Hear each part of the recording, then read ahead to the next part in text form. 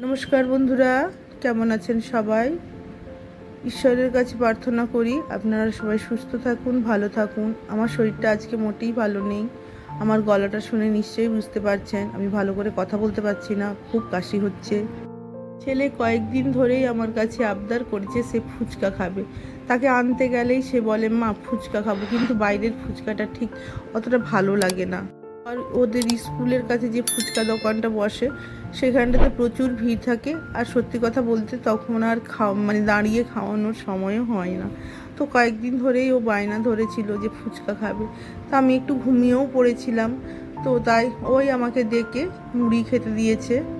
আর এইখানে আমি ও বলার পরে আমি খেয়ে উঠে এসে আমি যে 1 কাপ সুজি নিয়ে ভিজিয়ে রেখেছিলাম কিছুক্ষণ, তারপরে সমান পরিমাণে আটা দিয়েছি, ময়দা দিইনি। আর ওইটা ভিডিও করতে ভুলে গিয়েছিলাম, 1/2 কাপ চালের গুঁড়োও দিয়েছিলাম। আমি আমার মতনই করেছি ফুচকার যে ডোটা। তো ওটা কিছুক্ষণ রেস্টে রেখে দিয়েছি। তারপরে এই যে আলুটাকে মেখে নেব, পেঁয়াজ কুচি, গাজর, শসা এসব দিয়ে আর কিছু মশলা দিয়ে মাখিয়ে নেব। তার সঙ্গে অঙ্কুর করা ছোলাও দিয়ে দিয়েছি। ভয়ও লাগছিল যে ফুচকাটা কেমন হবে। আর এপাশে যে আমি তেঁতুলটাও গুলে নিচ্ছি। তো দেখে ভয় লাগছিল এই কারণেই যে এর আগে আমি যখন বাপের বাড়ি গিয়েছিলাম, আমি আর মামিমা মিলে ফুচকা বানিয়েছিলাম ইউটিউব দেখে। বাবা ফুচকা করতে গিয়ে সেই সব দেখে করতে গিয়ে পুরো লুচি হয়ে গিয়েছিল। তাই এটা আমি আমার মতনই করেছি। তো আলুটা একটু টক জল দিয়ে দিয়েছিলাম। এবারে এই যে ফুচকাটাকে ডোটাকে আরেকটু মেখে তো লেচিগুলো কেটে নেব। তো এটা একটু পাতলাই করতে হয়, ভয়ে ভয়েই করছিলাম। তো কিন্তু ভয়ে করলে কি হবে, আমি আমার নিজের মতন করে করেছি। তো ফুচকাটা কিন্তু ভালোই হয়েছিল দেখুন।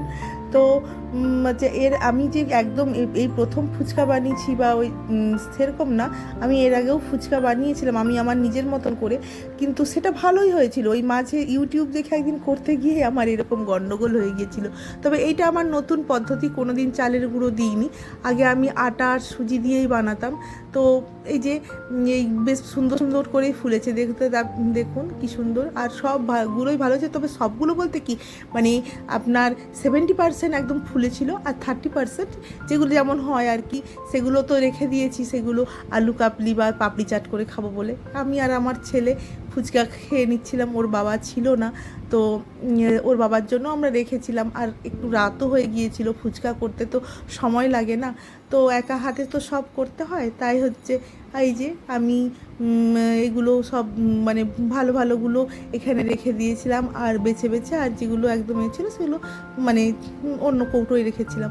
যদি আমার ব্লগটি আপনাদের ভালো লেগে থাকে তাহলে একটা প্লিজ লাইক করে দিবেন। আজ এই পর্যন্ত, সবাই সুস্থ থাকুন, ভালো থাকুন, এটাই আমি ভগবানের কাছে প্রার্থনা করি।